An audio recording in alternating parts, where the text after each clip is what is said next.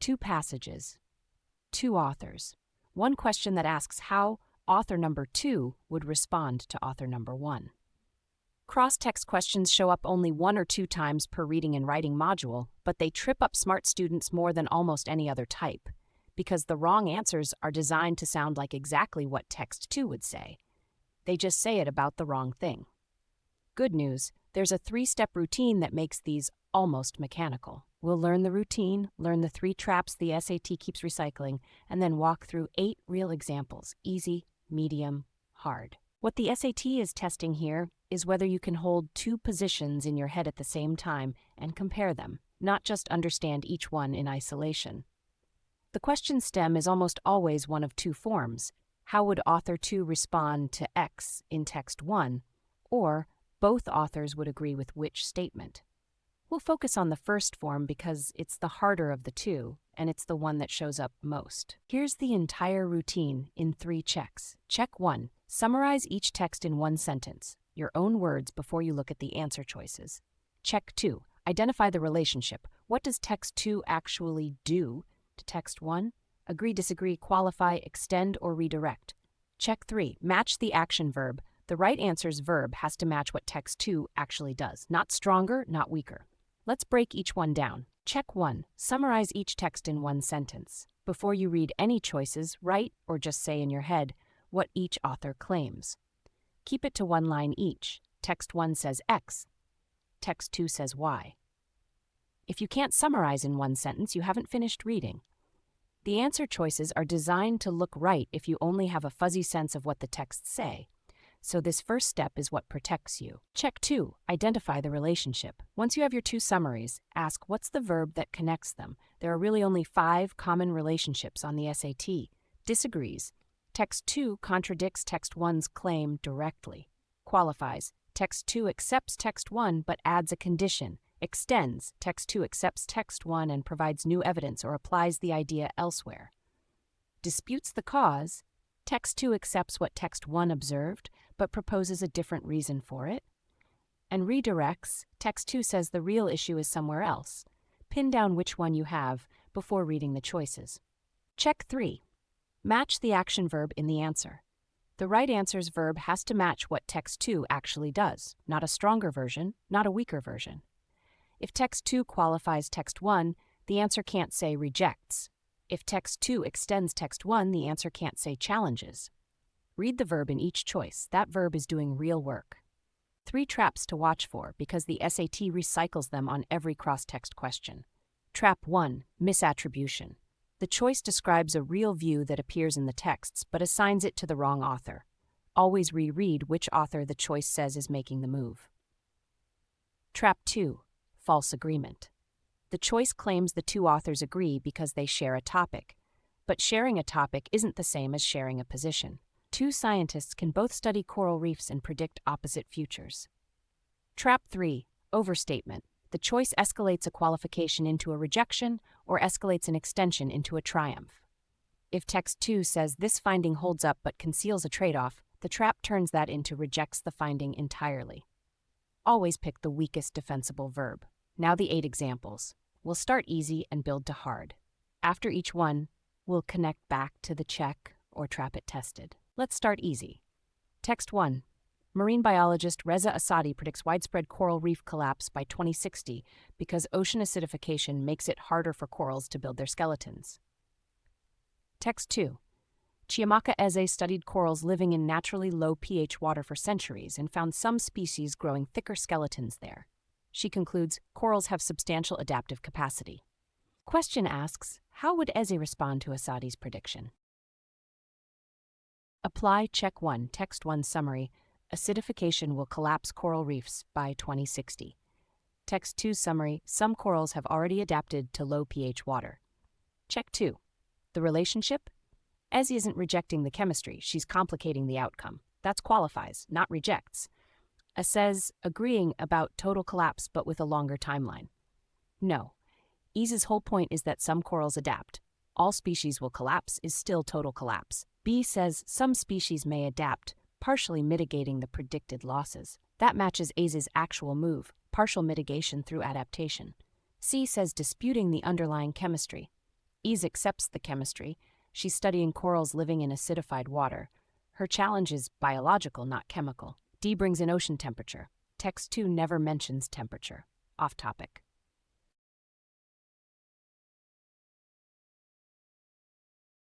Answer is B. This was check 3 in action, picking partially mitigating instead of completely overturning. Still easy. Text 1. Mira Petrov says translating poetry inevitably loses something: rhythm, puns, cultural texture. Even the best translation is a beautiful ghost. Text 2. Kenji Nakamura agrees loss is inherent but emphasizes the gain: new readers, fresh metaphors, new resonances. Translation is creative transformation. Apply check 2. What's the relationship? Nakamura's first move is agreement, loss is inherent. His second move is addition, but gain is real too. That's agree plus add, a classic qualification. A says agreeing entirely, but Nakamura is reframing. He doesn't agree entirely, he agrees partly and pivots. B says acknowledging the loss, while adding that translation produces new value. That's the two-move structure exactly. C says rejecting Petrov's claim that anything is lost. Nakamura concedes the loss, he just says gain matters too. C reverses him. D suggests Petrov should write about prose instead. Off topic.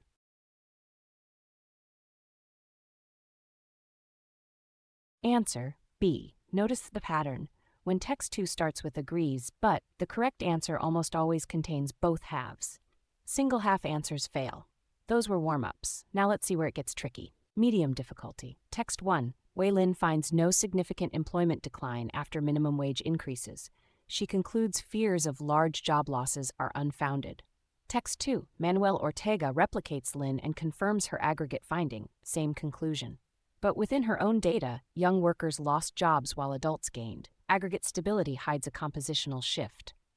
This is where trap 3, overstatement, does its work. Ortega's not rejecting Lin. He confirmed her top-line number. His move is yes, but it hides something. A says rejecting Lin's findings as unreliable. Ortega replicated her, confirmed her. This is the overstatement trap doing its thing. B says accepting the aggregate result while pointing out compositional changes. That mirrors Ortega's two-step move exactly. C says wage increases were too small to detect. Ortega never questions the size of the policy. Off topic. D says adult gains prove Lin understated the benefits. Ortega doesn't claim Lin understated anything, he just notes the aggregate is hiding a trade-off. He's neutral on the policy verdict.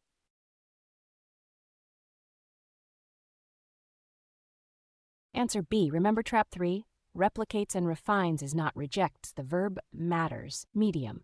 Text 1. Beatrix Hallberg says the Italian Renaissance was driven by the wealth of merchant city-states, Florence, Venice, funding artists, and the rediscovery of classical texts. Text 2. Theo Caras agrees the Renaissance flourished in commercial centers, but disputes the causal direction. The actual prime mover, he says, was the post-1348 plague-driven labor shortage.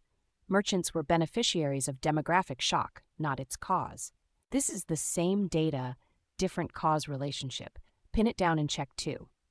Caras isn't denying merchants existed, isn't denying the Renaissance happened in Florence. He's saying what caused what is reversed.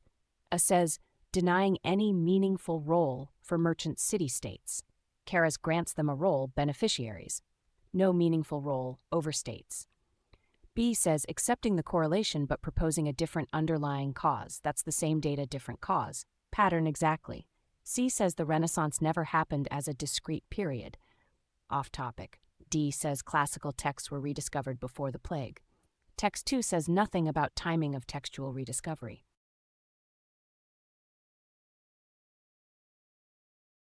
Answer B.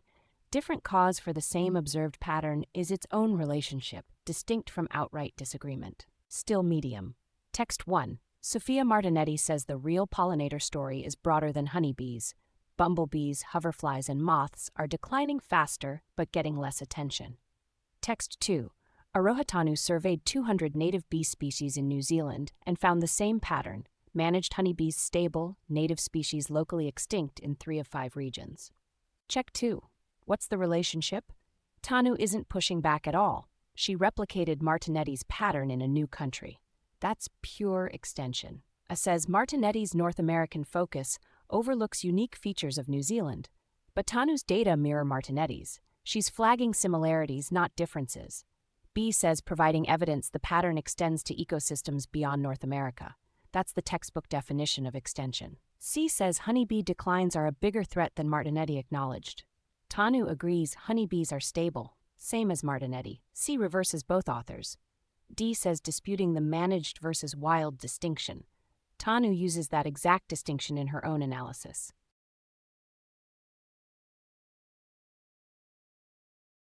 Answer B.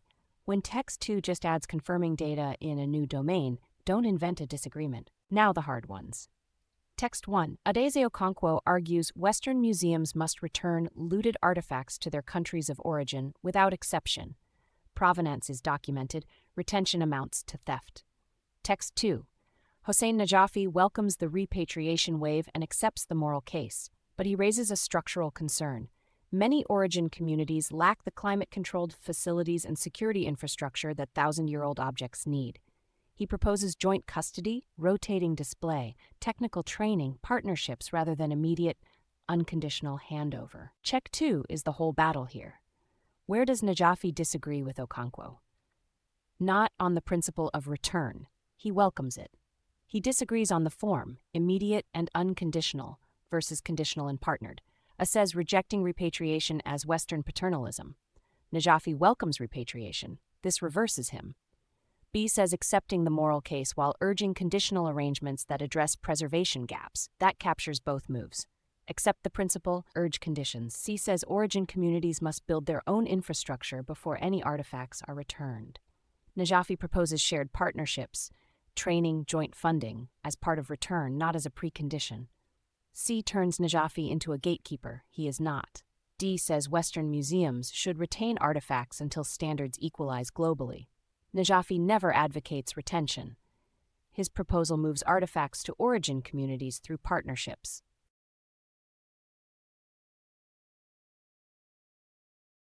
Answer B. On hard partial agreement items, find where the disagreement actually lives. The verb conditional arrangements is not refuses to return. Pick the weakest defensible verb. Hard. Text 1. Connor Fitzgerald gave Angela Duckworth's grit scale to 1,200 students, tracked four-year graduation, and found top quartile grit scorers graduated at higher rates than bottom quartile. He concludes grit reliably predicts academic persistence. Text 2. Mariko Watanabe reanalyzed Fitzgerald's data, same data set, after controlling for parental education, household income, and high school GPA. Once you account for those, grit's predictive power drops by 2/3.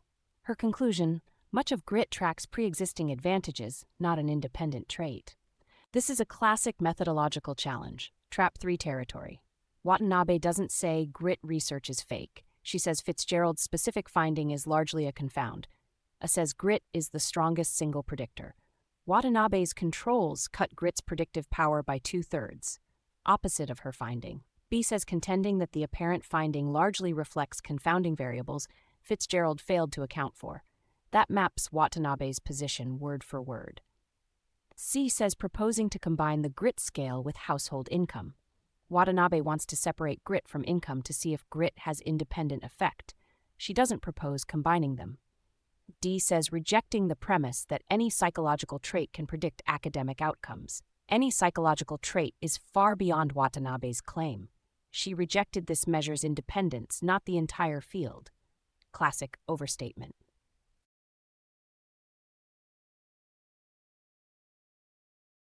Answer B.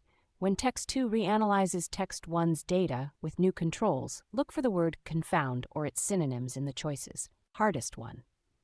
Text 1. Lior Ben-David argues 4 decades of direct detection failures is significant evidence that the cold dark matter model is wrong. He advocates serious investment in modified gravity, theories like MOND that reproduce galactic rotation curves without invisible particles. Text 2. Anisha Pillai grants that direct detection has been harder than hoped, but argues absence of evidence at current sensitivities isn't evidence of absence. Modified gravity, she says, still can't explain the cosmic microwave background's acoustic peaks, the bullet cluster collision, or large-scale structure formation. Abandoning cold dark matter now creates more problems than it solves. This question rewards check 3 specifically. The answer has to capture both the verdict and the reason for it. A says agreeing that direct detection failures are significant, but accepting modified gravity as the best alternative. Pillai rejects modified gravity as inadequate. It doesn't explain 3 other phenomena. She'd never accept it. B says retaining cold dark matter because it accounts for evidence beyond galactic rotation curves. That's both the verdict, retain, and the reason, beyond rotation curves, exactly Pillai's argument. C says direct detection experiments have been adequately sensitive to rule dark matter out. Pillai's first move is that current sensitivities are not high enough to rule it out. Opposite. D says suspending judgment between the 2 theories indefinitely.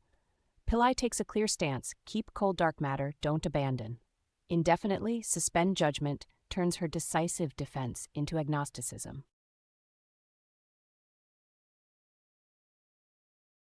Answer B. On hard items, the correct answer often names the reason for the verdict, not just the verdict itself. If you can handle that one, you're ready for test day. Here's the screenshot-friendly version. Do. Summarize each text in 1 sentence before looking at choices. Do. Name the relationship, disagree, qualify, extend, dispute the cause, or redirect. Do. Match the action verb in the answer to what text 2 actually does. Don't. Confuse misattribution, recheck which author the choice assigns the view to. Don't. Mistake shared topic for shared position. Don't. Escalate, qualifies into rejects or extends into proves. Key rule: the right answer's verb matches what text 2 actually does. Not stronger, not weaker. Cross-text questions get easier fast. There are really only 5 relationships and 3 traps, and once you've drilled them on 10 or 15 items, you'll recognize the patterns by reflex. Download the practice PDF in the description. 8 more questions, ordered exactly like the ones we just walked through, with full explanations on every wrong answer. If this helped, hit subscribe. We're working through every SAT reading and writing question type, 1 tutorial at a time. Drop a comment telling us which type you want next, and we'll move it up the queue. See you on the next one.